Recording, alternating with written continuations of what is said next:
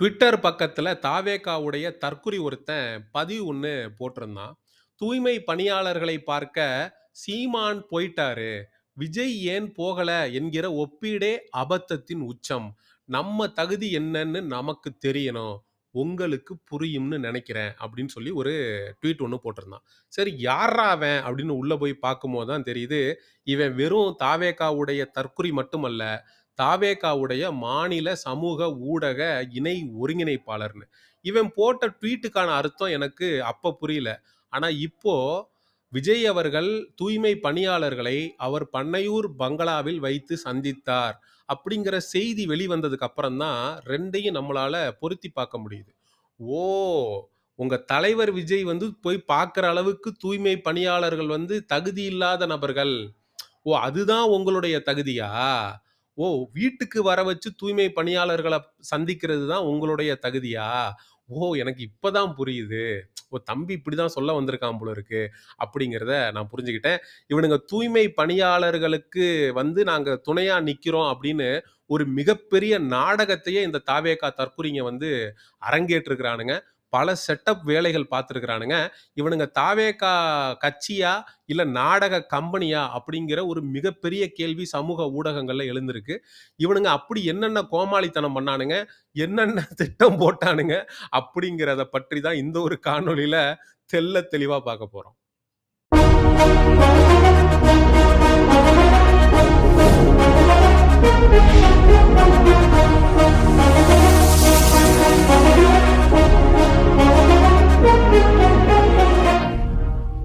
சென்னையில் உள்ள ரிப்பன் பில்டிங்க்கு எதிராக சுமார் 2000 தூய்மை பணியாளர்கள் கடந்த 12 நாட்களாக பல்வேறு கோரிக்கைகளை முன்வைத்து தொடர் போராட்டத்துல ஈடுபட்டு வர்றாங்க.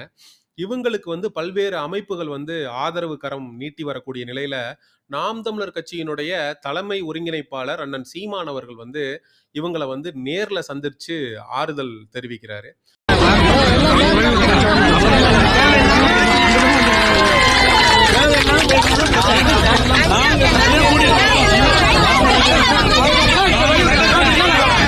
ஒரு தடவைக்கு 2 முறை சந்திக்கிறாரு. நாம் தமிழர் கட்சி சார்பாக அங்க மேடை அமைக்கப்பட்டு தூய்மை பணியாளர்களுக்கு ஆதரவாக நாம் தமிழர் கட்சி பொறுப்பாளர்கள் மேடையில பேசுறாங்க. ஸோ இது வந்து ஒரு மிகப்பெரிய போராட்டமாக தொடர்ந்து நடந்து கொண்டிருக்கக்கூடிய நிலையில, தமிழக வெற்றிக் கழகத்தின் சார்புல அவங்களுக்கு வந்து ஒரு தகவல் வந்து அளிக்கப்படுது. அதாவது தாவேகாவுடைய தலைவர் விஜய் அவர்கள் வந்து அவர்கள நேரில் சந்திக்க விரும்புகிறார். அப்படின்னு சொல்லி ஒரு தகவல் அனுப்பப்படுது. போராட்ட குழுவினர் வந்து என்ன சொல்றாங்கன்னா, தாவேகா தலைவர் விஜய் வந்து நேர்ல வந்தார்னா, நாங்க போராடுற இடம் வந்து ரிப்பன் பில்டிங். அங்க வந்து பயங்கர டிராஃபிக் ஜாம் ஆகி ஒரு மிகப்பெரிய சட்ட ஒழுங்கு பிரச்சனை ஏற்படுறதுக்கு வாய்ப்பு இருக்கு. அதனால எங்களுடைய போராட்டமும் பாதிக்க வாய்ப்பு இருக்கு. அதனால அவர் வர வேண்டாம். நாங்க நேர்ல வந்து விஜய சந்திக்கிறோம் அப்படின்னு சொல்லி போராட்ட குழுவினர் வந்து தகவல் சொன்னதாக தெரிகிறது.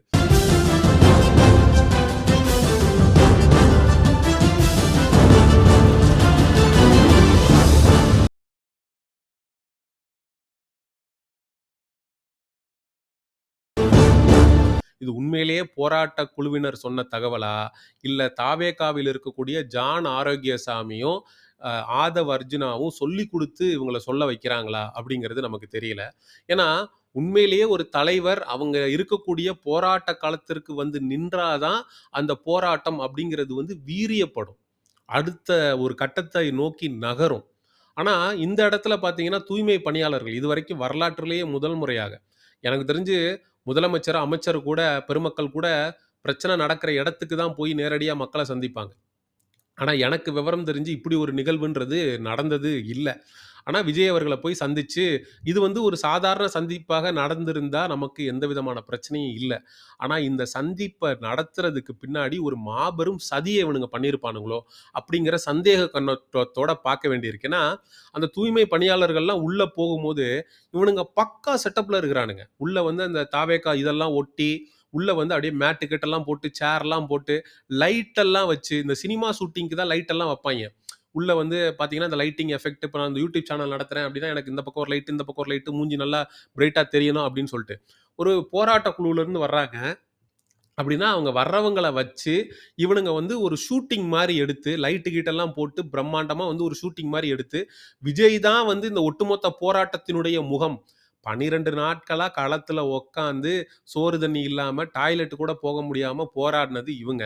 இவனுங்க ஒட்டுமொத்த போராட்டத்தையும் திருடுற மாதிரியான ஒரு அயோக்கியத்தனமான ஒரு வேலைய பார்க்குறானுங்க. லைட் வச்சு, கேமரா வச்சு, இந்த சினிமாக்காரன், சீரியஸான சினிமாக்காரன் அப்படிங்கிறத வந்து அப்பட்டமா இந்த இடத்துல நிரூபிச்சிருக்காரு விஜய். இத வந்து நம்ம நெறைய பேர் என்ன சொல்றாங்கன்னா, இது வந்து ஒரு டாக்டிக்ஸு. இதுவும் வந்து ஒரு விதமான வியூகம் தான். ஏய்! மக்கள் பிரச்சனைக்கு 2 முறை, 1 முறைக்கு 2 முறை போய் களத்துல நின்ன எங்க அண்ணன் சீமானுங்க, இத ஒப்பிடுறானுங்க. எங்க தகுதிக்கு வந்து நாங்க வந்து அவங்கள நேர்லலாம் வந்து பார்க்க முடியாது. அவங்க தான் வந்து எங்கள பார்க்கணும். சீமான் தகுதிக்கு போய் மக்கள சந்திப்பாரு. டேய்! மக்கள களத்துல போய் சந்திக்கிறது தான்டா ஒரு தலைவனுக்கு இருக்கக்கூடிய மிகப்பெரிய தகுதி. நீங்க அத விட்டுட்டு, உங்க பனையூர் பங்களால உட்காந்துகிட்டு, அவங்க அப்படியே சொல்லியிருக்கட்டுமே. நீங்க வர வேணாம். நாங்க வர்றோம் அப்படின்னு சொன்னா, இல்லங்க அது முறை இல்ல. டிராஃபிக் ஜாம் ஆனா ஆகட்டும். என்னங்க இப்ப? நான் ஓட்டு கேட்க போகும்போது எப்படிங்க போய் கேட்பேன்? மக்கள சந்திச்சு தானே போய் ஓட்டு கேட்ப நீனு. வீட்ல உட்காந்துக்கிட்டு பனையூர்ல உட்காந்தே கேட்பியா நீயி? மக்கள சந்திக்கணும். அங்க கூட்டம் கூடும். அங்க டிராஃபிக் ஜாமு, பன்னு, பட்டரு, பிஸ்கட்டு எல்லாம் ஆகத்தானே செய்யும். அப்ப ஆகாதா உனக்கு?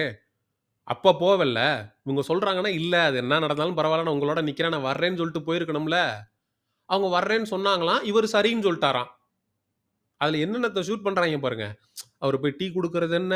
அப்படியே வந்து இது பண்றது என்ன? அப்படி இதெல்லாம் அப்படியே திட்டமிட்டு ஸ்கிரிப்ட் பண்ணி பண்றாய்ங்க. இது எதார்த்தமா நடக்கல. லைட்டு கீட்டெல்லாம் போட்டு அப்படியே ஸ்கிரிப்ட் பண்ணி வேற லெவல்ல பண்றாய்ங்க. சினிமா ஷூட்டிங் எடுக்கிற மாரி. இதுக்கு எவன் டைரக்டர்ன்றது தெர்ல. ஆதவ் அர்ஜுனாவா? புஸ்ஸி ஆனந்தா? இல்ல ஜான் ஆரோக்கியசாமியா? எந்த தாவேகா தற்குறி வந்து இதுக்கு டைரக்டர் அப்படின்றது தெர்ல. விஜய் மாரி ஹீரோ மாரி வச்சு இங்கனக்குள்ள ஒரு படத்த எடுத்து இந்த தூய்மை பணியாளர்களுடைய போராட்டத்துல விஜய் தான் வந்து விஜய் முகம் தான் வந்து முன்ன நிக்கணுன்ற மாதிரி ஒரு செட்டப் ஒண்ண பண்ட்டாய்ங்க.